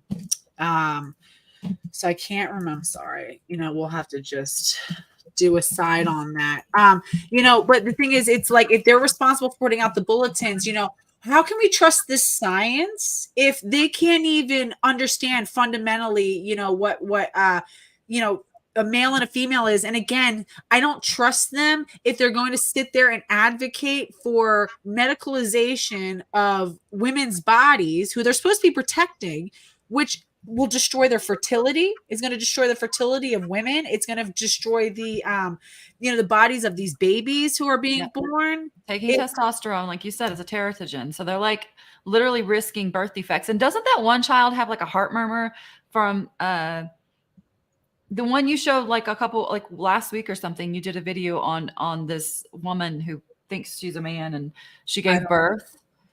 Doesn't her baby have like a heart defect or something? I'm not, guys, I'm so burnt out. Like I'm shot out. So like my like short-term memory is like hella shot out. Probably. I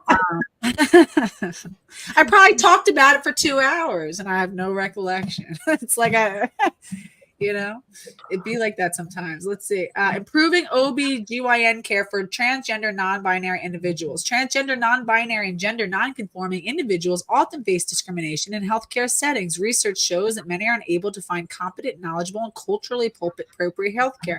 I'm sorry, but I always talk about this. When I worked at a high-volume birth center in Taytay Rizal, Philippines, which is 40 minutes outside of Manila, and it served an extremely impoverished river town, we had women that would travel on foot for 16 hours straight just to get perinatal health care from our clinic because they knew that was the only chance that they had to get high quality, free and low cost health care.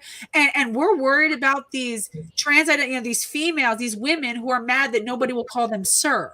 And that's their biggest priority. And they're saying, oh, they might drop out of prenatal care if we're not affirming their delusion. Well, I'm sorry, that maybe they shouldn't be a mother in the first, maybe they're mature enough to be a mother in the first place. If they're going to deprive their growing child, fetus, appropriate medical care because somebody called her man. Yeah.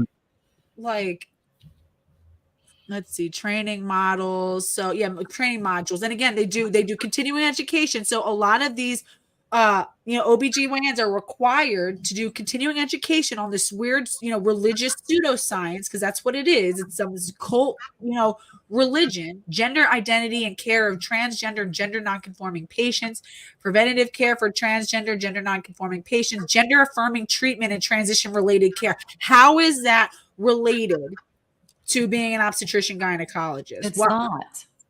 This is so insane.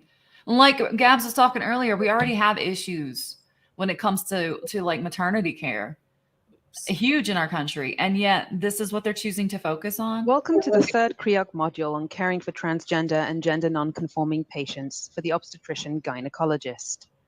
These modules were created with the support of the CREOG Empower Award and with the support of University of Michigan Medicine. Module 3, Gender Affirming Care. Gender affirming treatment, also known as transition-related care or medical transition, is the process of assisting transgender people with medical treatments to physically express their gender identities. These treatments can include hormonal treatments, which affect the secondary sex characteristics of an individual, and surgical treatments to change body contours or genitalia. We're not going to get into the whole thing, because we got to wrap up the stream, but I'll probably get into that on another stream. And I just want to say, and I posted this on my YouTube community and my Twitter earlier, because I really believe it's true. I said, that we live in a diseased society when our medical institutions change the standards of change diagnostic standards and treatment protocol to accommodate illness rather than to eradicate it. That's where we're at. Yes, That's exactly. It's insane. And again, it comes back to boundaries, consequences, accountability. Instead, it's like we must affirm the insanity. Yeah, Gabrielle Clark, who's probably, doing more to benefit the lives of, parents dealing with gender confused children than all of these experts combined, and actually protecting them from making life-changing, horrifying, tomorrow I'm having a D-trans person who is currently suing his doctors in California talk about what transitioning did to his body, and these are consequences he's going to have to live with for the rest of his life. And Gabs is actually giving people a way out early before their kids are destroying their bodies permanently. I help detransitioners find lawyers as well. I help parents find lawyers too. I filed the first federal lawsuit against indoctrination in America in the K through 12 education setting. That one was primarily for CRT, but the gender question was on that, was part of that. We did sue for Title VI and Title IX. So all of those things are things that we should be doing proactively to prevent this from continuing. Because honestly, I think, and I'm almost positive that I heard this from Kay Yang, that anywhere between 20 and 50% of urban middle school and high schoolers are identifying as LGBTQIA++. Oh yeah. My son on the first day of middle school, my son came home and the first thing he said was like, how was school? What's new? What's different than elementary school? He said, it seems like it's really popular to be LGBTQ. Right. That was the first word out of his mouth when he got into the car and we settled in. And I was like, and so let's assume that 10% of those decide to go into some sort of transitioning thing. what is that going to do to birth rates? And then that's going to be the rationale for more transhumanism. Yes. That's exactly what it is. It's going to be the rationale for why now all of these women whose uteruses we removed, it's going to, I'm telling you, in a few years' time, it's going to be that they're going to take it up as this big feminist movement as to why we need to develop artificial uteruses to accommodate, these detrans people, brain dead women, trans men, and we need to allow them the opportunity to grow babies in labs, and we need to funnel more money and into big fertility so that and that's the ultimate way. You want to rip parental rights out of the citizens. You sit there and you give birth in labs, and now you have to ask the government for money to have basically permission to have a baby and to utilize one of their science labs to grow your baby, and you think that then they're going to respect your autonomy as a family. And I don't know. No, exactly. And what are the long-term effects of that? What kind of people are they going to be breeding? Horrible. Listen, and I could do a whole 3-hour dissertation on the importance of actual being pregnant inside of a mother's body. And again, it's not possible for men, and not just because they have android pelvises and whatever their skeletal. It's because pregnancy is absolutely a hormonal, endocrinologically supported event. Our hormones are fluctuating with this, gorgeous level of complexity that would put people like Mozart to shame. It's an orchestra. Exelantic talks about it being an orchestra. That's absolutely what it is. It's orchestrated. It's these notes that change with our baby's needs. Our bodies are constantly in conversation with our babies, and we have the endocrinology to support it. And it fluctuates. It's constantly in flux. It's something that we cannot recreate through exogenous hormones. When you're carrying, there's a reason why babies like to be rocked when they're born. And it's because when you were walking, that baby was rocked to sleep. There's a reason that a baby turns towards its mother's voice within an hour of birth, because it spent the last 40 weeks listening to its mother's voice. If you've ever seen any of these videos of babies being brought to tears listening to their mother sing, to them, it's like the voice of an angel, because that's the closest thing that they've ever been to. Babies recognize their mother's smell, and they start to be in the culture of the family. They understand the circadian rhythm. When mom is laying down, that's bedtime. You start to understand the wake sleep cycles of a family. They hear the other people in their family, their voices come through. The food that mom eats, that she cooks, the cultural food. If they test amniotic fluid, it has different spices and things in it based on whatever mom ate. There are so many different things, and that baby is connected. So if a baby's just stagnant in some little bubble somewhere in a lab, you're absolutely, I can't even imagine how much that's going to change the way that we're going to breed a psycho. You know what I mean? Yes. Like to me, that's going to breed us. That's what I think of when I think of this Matrix style birthing, whatever. Okay. Like all I see is just a whole bunch of psychopaths. Soulless, like empty. Yeah. I mean, that's the way it, because, but I mean, there again, that's why the protest is not just to oppose, the gender ideology, but they really need to be paying more attention to what it really means to be a mother and stop trivializing the shit, because it's important. It's important for all of us, for humanity. Absolutely. Gabs, Christina, thank you so much, guys. Gabs, both of you, send me all of your links. If everybody wants to get in touch with Gabrielle Clark or Christina Goeke, I'm going to have all of their links in the bio and in a pinned comment. So ladies, just send me that afterwards. I'll make sure that people know how to get in touch with you guys. What an awesome conversation. I'd love to do it again. I can't wait for November 3rd. We have such a great lineup of women. I do know that Antifa is aware of us, so we're going to see how that turns out. And, I'm going to be in touch with the police. I'm going to make, like I said, the safety of the women speaking is my top priority. So I'm looking forward to a really successful event. We're going to be contacting the media. So yeah, share, tune in, join us. We want you. And ladies, love talking to the both of you. So many salient points. Thank you for being here with me today. Thank you. Thank you, Britt. Thank you, Gabs. This was fun. Yeah, we'll have to do it again. All right, ladies. See you later. Everybody stay strong. Hold the line. You know what's right. Don't let them tell you that the sky is purple. And we'll see you next time. Bye-bye.